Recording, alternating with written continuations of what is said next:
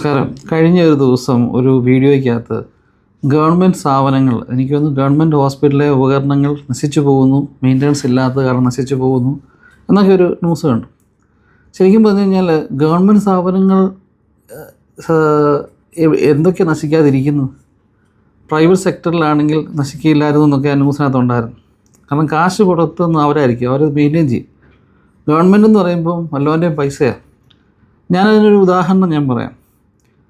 ഈ നമ്മളുടെ MC റോഡുകളിലൊക്കെ യാത്ര ചെയ്യുമ്പോൾ, MC റോഡുകളിൽ യാത്ര ചെയ്യുന്ന സമയത്ത് ഈ സ്ട്രീറ്റ് ലൈറ്റിലെല്ലാം സോളാർ ലൈറ്റുകൾ വെച്ചേക്കുന്ന കണ്ടുണ്ട്.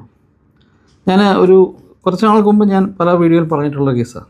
ഞാൻ തിരുവനന്തപുരം എയർപോർട്ടിൽ വന്നിട്ട് വീട്ടിലോട്ട് വരുന്ന വഴിക്ക് ഒരു ചായക്കടയുടെ സൈഡിൽ നിർത്തിയിട്ട് ഞാനിങ്ങനെ ചായ കുടിക്കുകയാണ്. സൈഡിലിങ്ങനെ ഒരു സ്ട്രീറ്റ് ലൈറ്റിൻ്റെ താഴെ നിൽക്കുകയാണ്.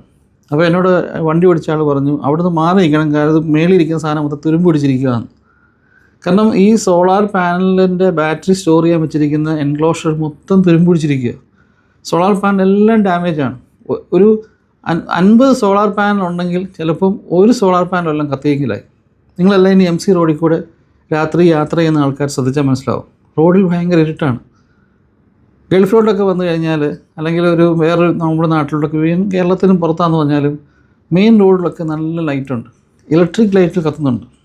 പക്ഷെങ്കിൽ അത്രയും സോളാറൊക്കെ വെക്കണമെങ്കിൽ എന്തോരം കോടി രൂപ മുടക്കിയ സംഭവമാണ്.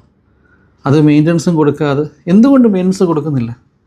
ഒരു മെയിൻ്റനൻസ് കൊടുക്കുമ്പോൾ നമുക്ക് കിട്ടുന്ന വെച്ചാൽ ഒരു 1000 രൂപയുടെ സാധനത്തിന് അപ്പോൾ 100 രൂപ കൊടുത്താൽ മെയിൻ്റനൻസ് ഉണ്ടെങ്കിൽ അത് മെയിൻറ്റെയിൻ ചെയ്ത് പോകാൻ പറ്റും. പക്ഷേ ഇത് മെയിൻ്റനൻസ് കൊടുക്കാതിരുന്നു കഴിഞ്ഞാൽ കുറച്ച് കഴിയുമ്പോൾ അതിൻ്റെ കാലാവധി കഴിയും, ഒരു വർഷത്തെ വാറണ്ടി കഴിയും, ഗ്യാരണ്ടി കഴിയും.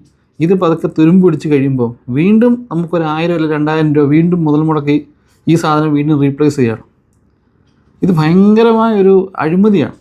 അത് സ്ട്രീറ്റ് ലൈറ്റിൻ്റെ കാര്യത്തിൽ മാത്രമല്ല, ഗവൺമെൻറ് സ്ഥാപനങ്ങളാണെന്ന് പറഞ്ഞാലും ആരും ചോദിക്കാനില്ല. ആർക്കിഷ്ടമുള്ള പോലെ അവർക്ക് ആരെയും ബോധിപ്പിക്കേണ്ട ആവശ്യമില്ല. അവർ പറയും ഇത്ര കോടി രൂപ കടമാണെന്ന് പറയുന്നു, നമ്മൾ വിശ്വസിക്കുന്നു.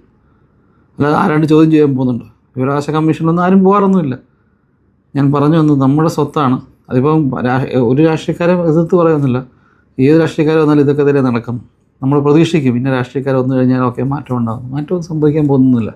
വെറുതെ സ്റ്റഡി ചെയ്യാൻ വേണ്ടി ഇവരൊക്കെ വിദേശ രാജ്യങ്ങളിലേക്ക് വരുന്നു എന്നല്ലാണ്ട് അവർ യാത്ര ചെയ്ത് കഴിഞ്ഞ് പോരുന്നില്ല. നാട്ടിലൊന്നും വലുതായിട്ട് ഇംപ്ലിമെൻറ്റ് നടക്കുന്നില്ല. നിങ്ങളെല്ലാം ഞാനീ പറഞ്ഞ കള്ളമാണെങ്കിൽ നിങ്ങൾ നോക്കണം, MC റോഡിൽ കൂടെ പോയി നോക്കണം.